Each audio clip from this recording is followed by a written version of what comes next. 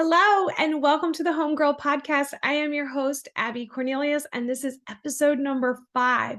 And today I want to talk to you about sales meetings. So, sales meetings have been in place for all of time. So, whether you are a sales professional or a sales leader, I want you to get thinking about sales meetings, what we do today.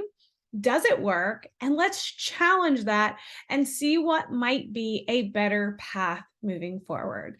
So, between selling homes for a whole bunch of years and being a trainer and a sales leader for almost 5 years, I sat in a ton of sales meetings or sales rallies or whatever you want to call them. This is when you get your salespeople together in person, is what I'm talking about. And honestly, over the last 16 years, I haven't noticed a whole bunch of change in the format of these. There's typically an agenda that includes some sort of welcome, which that's great, right? We're welcoming everybody. And then there's normally an admin section where we want to talk about paperwork or earnest money and hand money or outstanding contract items. We want to do the little hand slaps. There's something on the corporate agenda, right? Corporate's rolling out something. They want you to talk about it with your sales teams. And then we try to sneak training in, and then normally goes to the end, and it normally doesn't happen. Or if it does, then it takes your sales meeting so long that your team's disengaged and they're not listening. And then what happens after that sales rally? What happens after that sales meeting? Do we follow up in the field on what we talked about? Often not. We are all so busy, and I get it. I get it. The market has shifted. It is hair on fire. It is sell some houses. And COVID changed things for us too, right? Like we ended up going to virtual, but a lot of people are back to in-person meetings. So when I was a leader, I really did not like the old sales meeting format. It bothered me. I didn't enjoy going admin heavy. I think that if you bring your team together, it needs to be powerful. It needs to be important. It needs to be respectful of their time and respectful as your time as a sales leader. You're busy too.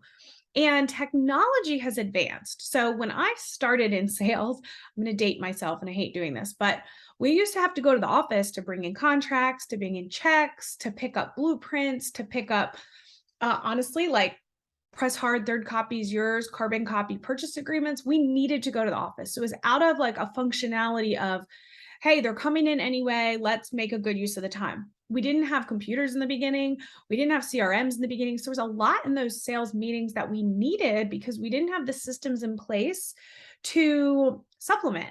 Well, now technology is like gangbusters, right? We've got CRMs, we've got access to data. We have, shared drives at work where you can see all your stats. We have email where we communicate and we can share all that great admin stuff. We have the ability to do Zoom or Teams meetings if we need to roll out a time sensitive, urgent corporate, message. But your sales rallies haven't changed. And your sales meetings need to become your vessel for leveling up your team. Because we all know that intention without action means nothing. And we all have the intention to grow and develop our teams, but we lack the time and the consistency and the routine to make it happen. So what I tried to implement with my team, in which I've further even dug into and progressed as I've been on this journey with coaching, is getting away from sales meetings, getting away from the sales rallies, still bringing your people together, limiting it to 1 or 2 a month, and treating it solely as a sales mastermind. And what I mean by a mastermind is collaboration, education, learning from one another, having fun, your team being clear on how long it's going to take, and leaving inspired, leaving with a nugget, leaving with wisdom from a peer, leaving feeling like that was worth my time to come into the office or to come to, this restaurant or coffee shop or wherever you plan to meet. It was worth my time.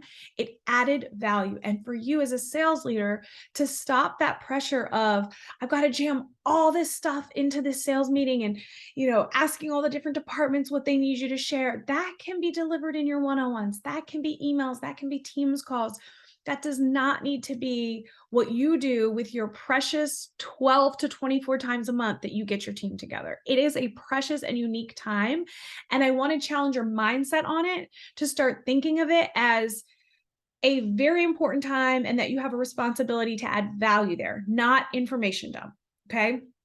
So if we take this approach of the old sales meeting is dead, yay, everybody can celebrate, and the new sales meeting is a sales mastermind, then you need a new framework, right? You need a new way to treat that session and how you're going to motivate your team and get excited about it, and how you're going to start creating collaboration and brainstorming and idea sharing. And so I've created a framework for a group mastermind, and it's very simple. It should save you time every month. It should let your team know what to expect. It is team led more than leader led. You're just there to help guide conversation and make sure you're providing whatever the hot topic is and a little nugget of content, and then let them go from there. You should have activities, you should have conversation, you should have inspiration, and you should end with some wins and some excitement and something to kind of feel good. So if you think that you want to give this a try, right? The sales meetings aren't working for you, or you know that they're good for you as a leader to get all your information out, but they're not necessarily impactful for your team members because you know that it's just draining on them to get dumped on, and you want to start inspiring your team on a monthly or bi-weekly basis, I highly recommend getting my framework for Mastermind. It's free.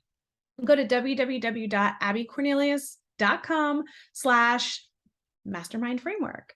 And you will get a quick link download for a PDF for what to do before, during, and after your mastermind, and including instructions on how to be a good trainer. So not all sales managers are great trainers, and I get that. But there are some key things that you need to understand about adult learning if you do want to be an integral part of your team members' education, growth, and development.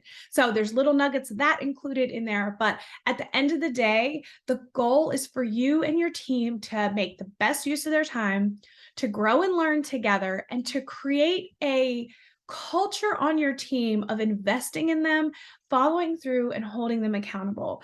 You will be surprised what happens with your team when they start learning from one another. You have so many different people and so many different experiences on your team, and it's underutilized. If you have somebody that's amazing at negotiations, help them lead a negotiations mastermind. If you have somebody that is just phenomenal at contracts and presentation and expectation setting, bring them in to lead that mastermind. You, as the leader, do not have to do it all, but you do have to lead it all. You have to coordinate, and it shouldn't be the bane of your existence. It shouldn't be another thing on your to-do list. It should be one of the key things that you focus on as a leader every month, is to add value to your team in terms of their growth and development.